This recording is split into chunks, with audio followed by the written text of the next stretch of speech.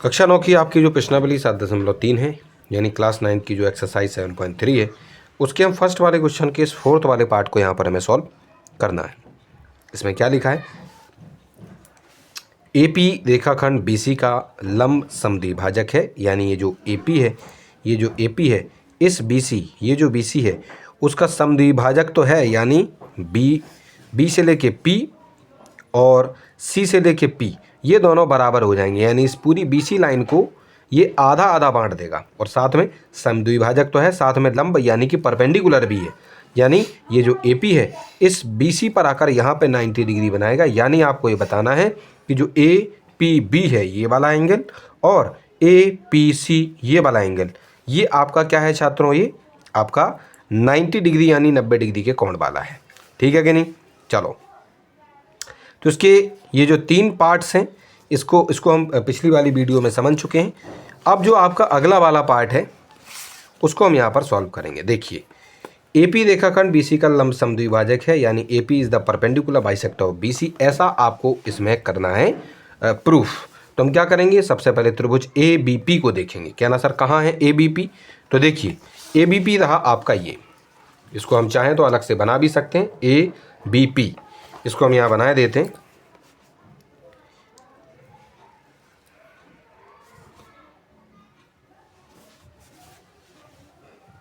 ये रहा ए, ये रहा बी और ये रहा पी, और साथ में जो त्रिभुज है ए सी पी,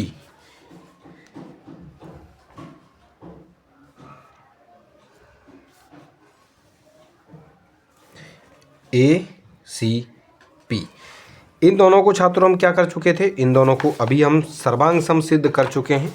ठीक है कि नहीं। इससे पहले जब इनको हम सर्वांग सम सिद्ध कर चुके हैं तो इसमें जो बीपी है और सीपी है, ये जो बीपी है ये वाली लाइन और ये जो सीपी लाइन है, ये दोनों बराबर हो जाएंगी। क्या ना सर, कैसे हो जाएंगी, वो इसलिए हो जाएंगी क्योंकि छात्रों हम जानते हैं कि अगर कोई दो त्रिभुज आपस में सर्वांग सम होते हैं, कॉन्ग्रुएंस होते हैं, तो उनके जो सीपी सीटी की मदद से, यानी सर्वांग सम त्रिभुज के संगत भाग सीपी सीटी की मदद से ये दोनों आपस में बराबर, और जो एंगल है बी पी ए, क्या ना, कहाँ है sir B P A, B P A, ये वाला जो एंगल है, ये वाला जो एंगल है ये वाला, और जो एंगल सी पी ए है इस वाले त्रिभुज का सी पी ए ये वाला, ये आपस में भी सी पी सी टी की मदद से सर्वांग सम त्रिभुज के संगत भाग के हिसाब से बराबर हो गए।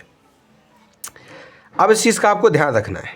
देखिए छात्रों, आपको ध्यान क्या रखना है कि अभी हमने केवल इन दोनों त्रिभुजों को जो सर्वांग सम यानी कॉन्ग्रुएंस प्रूव किया था, उसके हिसाब से पहली चीज़ तो हमने बीपी और पीसी इन दोनों को हमने बराबर सिद्ध कर लिया है, जो कि उन्होंने कहा था।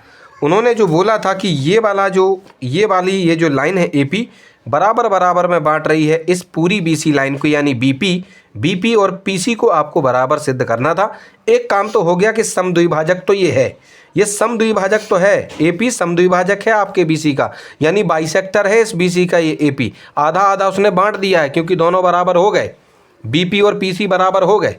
लेकिन अब एक बात और इसमें प्रूव करनी है कि जो ए पी बी है ये वाला एंगल, या फिर ये ए पी सी ये वाला एंगल 90 डिग्री का ये होना चाहिए, तो हम ये मान जाएंगे कि ये इस पर आकर लंब भी है यानी परपेंडिकुलर भी है, तभी ये वाले को हम, इस वाले एपी लाइन को लंब समद्विभाजक यानी कि परपेंडिकुलर बाइसेक्टर कह सकते हैं। तो यहाँ क्या किया जा रहा है छात्रों, देखिए हम जानते हैं कि यहाँ पर ये जो आपका त्रिभुज है बी पी ए ये वाला, और जो ये त्रिभुज नहीं, माफ़ कीजिएगा, ये जो आपका कोण है, एंगल जो है बी पी ए ये वाला, और इधर वाला जो कोण है एंगल है सी पी ए ये वाला, ये दोनों के दोनों आपस में जब जोड़ेंगे तो 180 आएगा।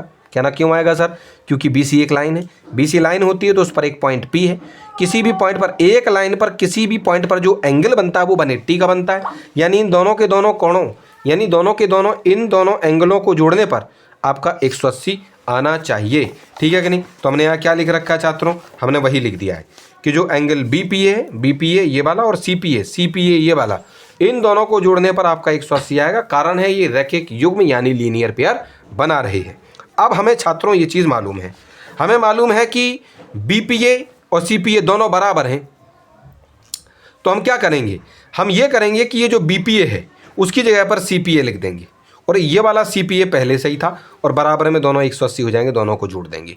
हम चाहें तो इस BPA की जगह पर BPA ही लिख देते और इस CPA की जगह भी BPA लिखकर हम यहाँ पर तब भी हम सॉल्व कर सकते थे, क्योंकि दोनों बराबर हैं। तो किसी एक को हमें दूसरे के बराबर रखना है इसमें, तो आप किसी को भी रख सकते हो। यहाँ पर हमने BPA की जगह पर CPA को रख दिया।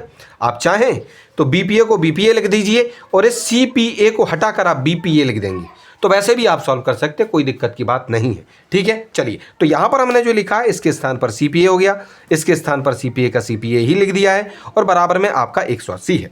CPA एक और एक CPA और मिलकर 2 CPA बन जाएंगे और बराबर में 180 होगा।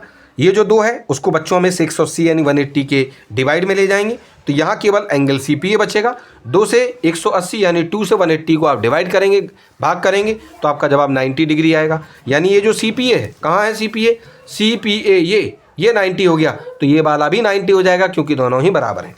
यानी कहने का मतलब ये हो जाएगा छात्रों कि यहाँ पर ये जो आपकी लाइन है, ये जो AP है, ये जो AP है रेखाखंड BC पर लंब है, यानी 90 डिग्री बना रहा है, यानी AP is perpendicular on BC। अतः हम पूरी चीज़ों को मिलाकर लिख देंगे कि अतः AP रेखाखंड BC का लंब समद्विभाजक है, यानी सो AP is the perpendicular bisector of BC।